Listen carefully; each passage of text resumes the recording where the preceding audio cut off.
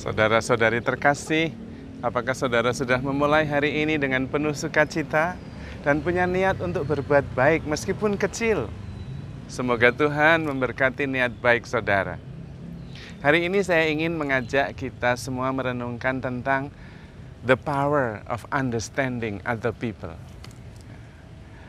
Kekuatan luar biasa dari memahami orang lain. Anda dan saya pasti punya pengalaman. Misalnya suami istri, lalu istrinya diajak jalan-jalan sama teman-temannya, teman-teman SMA, teman-teman kuliah, atau teman siapa saja. Lalu harus izin dan pamit sama suaminya. Lalu teman-temannya mengatakan, ayo dong ikut, kamu bilang aja sama suamimu, atau kamu mau saya temani. Kita ngomong, cerita, dan supaya kita nyaman perginya. Teman-teman biasa, sama-sama cewek-cewek, sama-sama wanita, nggak ada masalah. Dan kita janji mau jaga, aman. Pokoknya apa saja yang dibutuhkan, saya bisa bantu. Dan kemudian Anda sebagai istri akan mengatakan, tenang, saya tahu suami saya.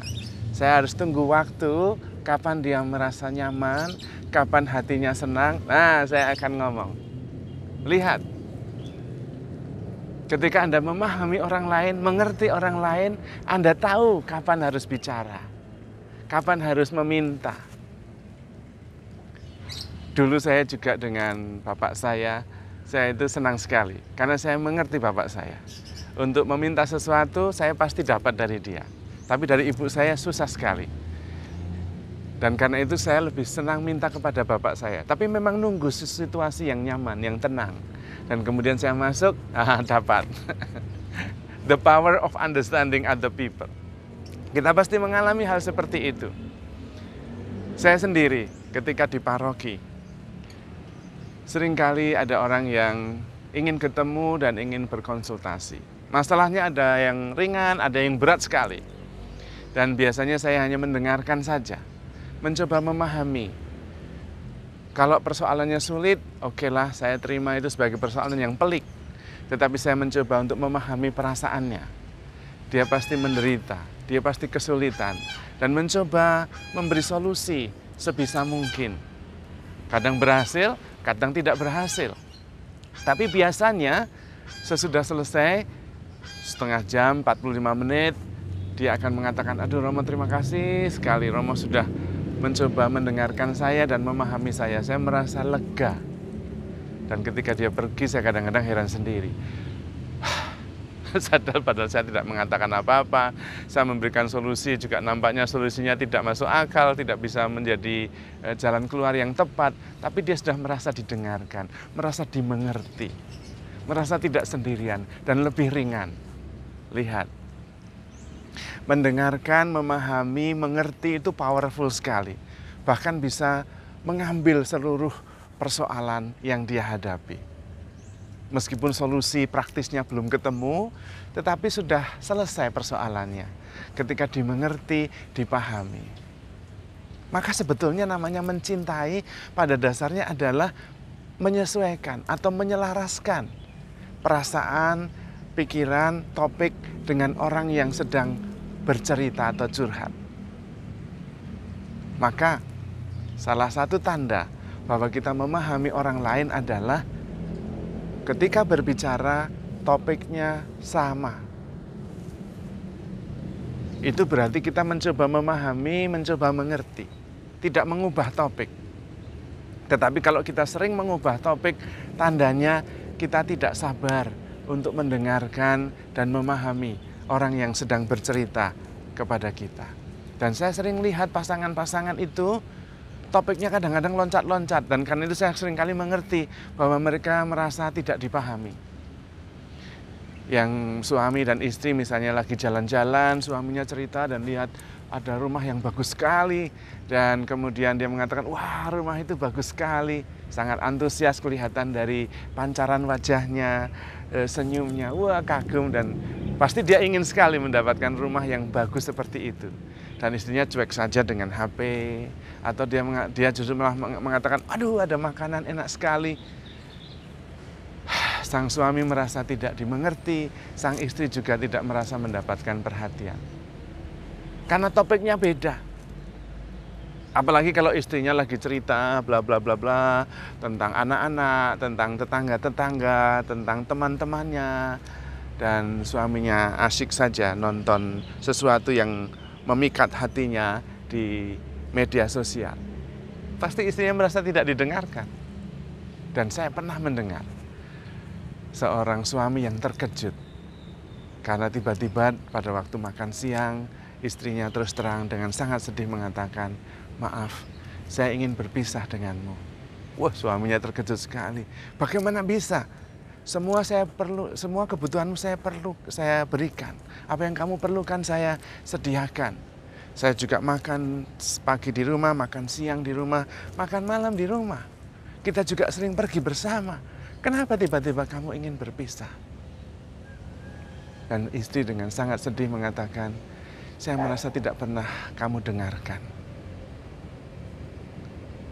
Dan suaminya heran. Rupanya didengarkan, dimengerti itu penting sekali. Itulah namanya dicintai, yaitu didengarkan, dipahami perasaannya. Karena itu wanita akan selalu mencari telinga yang mau mendengarkan. Dan mencintai bagi laki-laki kepada perempuan sebetulnya sangat sederhana, yaitu mendengarkan dan memahami perasaannya, mengerti what she is going through. Dan itulah yang menyatukan, merasa dimengerti, merasa dipahami. Karena itu belajar mendengarkan itu sangat penting. Kalau bisa kita itu banyak mendengar. Kalau toh berbicara itu mendukung gagasan atau topik yang sedang dibicarakan. Sesederhana itu. Maka kemudian merasa dimengerti. Dan lihat betapa powerfulnya dipahami, dimengerti. Betapa powerfulnya memahami dan mengerti perasaan orang. Karena itu saudara-saudari terkasih, kita mesti belajar untuk memahami dan mengerti ketika berbicara. Pada waktu penyelidikan kanonik, ketika pasutri sepasang pria wanita mau menikah, ada penyelidikan kanonik, seringkali saya tanya, "Kenapa kamu memutuskan mencintai dia?" Dan bahasa yang sering digunakan sangat sederhana. Kalau bicara nyambung, Romo. Bicara nyambung itu artinya topiknya satu. Dan karena itu merasa dimengerti, merasa dipahami, dan merasa dicintai. Hanya ketika sudah menikah, satunya kerja di sana, satunya kerja di sini, satunya ketemu teman ini, satunya ketemu teman itu, satunya hobi ini, satunya hobi itu. Ketika mulai ngobrol, topiknya loncat-loncat. Lama-lama merasa tidak dipahami, merasa tidak dimengerti. The power of understanding others itu luar biasa sekali. Dan itulah yang namanya cinta, mencintai. Maka kita perlu berlatih. Dan dalam komunikasi itu, kata-kata itu tidak lebih hebat daripada tindakan. Seringkali ada ungkapan, actions louder than words. Tindakan lebih berbicara daripada kata-kata. Maka yang paling penting dalam komunikasi itu sebetulnya adalah bahasa tubuh. Ketika bertemu dengan seseorang atau siap mendengarkan seseorang, senyum, fokus, itu sudah mengatakan ribuan kata. Ketika ketemu seseorang dan tersenyum, itu sudah mengatakan, "I'm happy with you." Salah satu yang tidak dikatakan, tapi dengan senyum saja sudah mengatakan banyak hal. Mari kita berbagi dengan mengatakan senyum itu. Saya siap untuk menerima apa saja yang akan engkau sampaikan. Apalagi kalau kemudian kita fokus, undivided fokus. Fokus yang tidak terbagi. Wah, dia pasti dengan senang hati curhat cerita semuanya. Apalagi didengarkan. Dan kemudian kita menanggapi dengan penuh empati. Waduh, itu pasti sudah bekerja dengan baik. Relasi menjadi lebih dekat. The power of understanding others. Itu adalah kunci kita memahami, kunci kita mencintai. Dan memahami orang itu sungguh-sungguh membuat orang itu merasa berharga, dicintai, dan tidak sendirian. Tuhan Yesus sendiri banyak mempertobatkan orang dengan understanding, dengan mencoba mengerti, tanpa banyak kata. Wanita yang berdosa ketika Yesus sedang makan di rumah Simon orang Farisi.